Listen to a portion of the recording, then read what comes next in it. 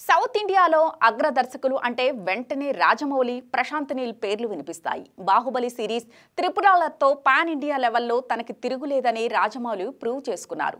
బాహుబలి 2 ఇండియాలోనే highest collection సొంతం చేసుకున్న సినిమాల్లో రెండో స్థానంలో నిలువగా RRR కలెక్షన్ పరంగా టాప్ 3లో ఉంది. దీనిని బట్టి రాజమౌళి స్టామినా ఏంటనేది అర్థం చేసుకోవచ్చు. బాక్స్ ఆఫీస్ దగ్గర రాజమౌళికి తిరుగులేదని ఈ సినిమాలు ప్రూవ్ చేశాయి. రాజమౌళి తరువాత స్థానంలో ప్రశాంత్ నీల్ ఉంటారు. KGF చాప్టర్లో ఇండియాలోనే టాప్ 4 హైయెస్ట్ కలెక్షన్ అందుకున్న దర్శకుడిగా ప్రశాంత్ నీల్ ఉన్నారు. సలార్ సినిమాకి ఎలాంటి ప్రమోషన్స్ చేయకుండానే 700 కోట్ల కలెక్షన్ వచ్చాయంటే డార్లింగ్ ప్రభాస్తో పాటు ప్రశాంత్ నీల్ బ్రాండ్కు ఉన్న క్రెడిబిలిటీ కారణమని చెప్పాలి. ఈ సినిమాలు థియేటర్స్లో ఏ స్థాయిలో మాస్ని అలరించాయో OTTలో కూడా అదే స్థాయిలో రికార్డ్ స్థాయిలో వ్యూవర్షిప్ సొంతం చేసుకున్నాయి. చాలా కాలం పాటు OTTలో ఈ సినిమాలు ట్రెండింగ్లో నడిచాయి. అంతర్జాతీయ స్థాయిలో రాజమౌళి, ప్రశాంత్ నీల్ నుంచి వచ్చిన 4 సినిమాలకి అద్భుతమైన ప్రేక్షక ఆదరణ OTTలో లభించింది. అలాగే ఈ సినిమాలకి సంబంధించిన ఎలివేషన్స్, క్లిప్స్ కూడా సోషల్ మీడియాలో విపరీతంగా వైరల్ అయ్యాయి.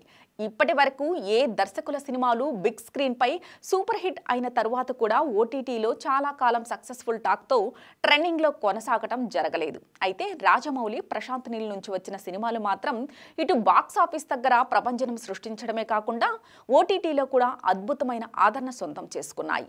రీసెంట్గా నాగ్ అశ్విన్ కల్కి 2898 AD మూవీ OTTలో రిలీజ్ అయ్యింది. ఈ సినిమా డిజిటల్ ఎంట్రీ ఇచ్చాక వరల్డ్ వైడ్గా అందరి దృష్టిని ఆకర్షిస్తుందని అంచనా వేశారు.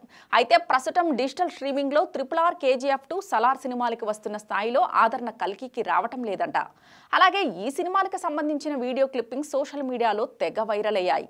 ఆ స్థాయిలో కల్కి మూవీ ప్రేక్షకులకి అటెన్షన్ని గ్రాప్ చేయలేకపోతుందని సినీ విశ్లేషకులు అంటున్నారు. దీనిని బట్టి రాజమౌళి, ప్రశాంత్ నీల్కి మాత్రమే ఇటు బాక్స్ ఆఫీస్ అటు OTTలో కూడా తిరుగులేని ఇమేజ్ ఉందని ట్రేడ్ పండితులు అంటున్నారు.